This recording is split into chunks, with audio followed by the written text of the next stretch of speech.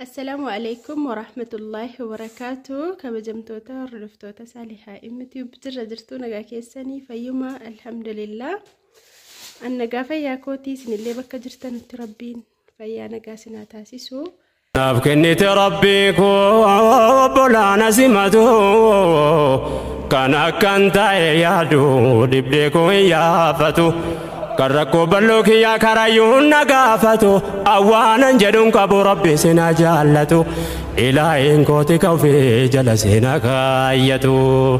ربي سنا مررفتو آمين جدا دكيسني رحمة ما كيسنا نين ملكسي دنيا ديني له الحمد والشكر أمسنا فبايتو محبا جد أمتا درنو فجباتو بايدا ديزايني سنرجع جرتن كوني ديزايني كراج لا تركي بفقراج شو ديزايني أداتين ما شاء الله بايتك بريدا بايتك فاه تدي منا إفسا إذا قراج كنا منا إفسا زرفيا ديو جنين بايتك بريدا ما شاء الله قراجي كن akkasuma irsaasiin kun waan mana keessa dukkanaa fakkaata garuu baay'ee tokko ifee bareeda jechuudha mana keessatti zarfii adii kana wajjin bareedumni isaa wayii kun adda akkasii carqiin kun qophaasaa jira firiif 12 sufraaf qircaatii kana wajjiniin namoonni bitachuu barbaadan bitachuu dandeessuun isiniin jedha luma kanaan ajajaa miti carqiidhuma isaanitti bareedeennan haala kanaan qopheesse jechuudha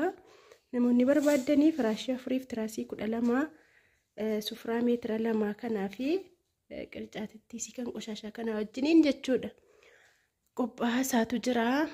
birriinsaa akka kana haala kanaan carqii qofalaa firaashii wajjinii miti namoonni firaashii wajjin barbaadanis firaashii gosa hedduutu jira 2300 jira firaashiin duwwaan jechuudha firaashiin tokko gadaanaan haphiin kuma gadii jira garuu sun baay'ee tokko haphiidha namatti tolu jechuudha garuu kan wayyaa qaba jedhamu firaashiin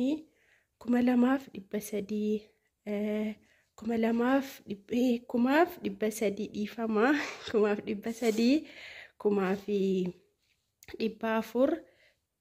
taayigarii 1600 taayigarii jechuudha innis ammas 1800 jira jechuudha 1800 taayigarii dhuma ta'e ka'ee bal'inni isaa saantii 60 bal'inni isaa saantii 70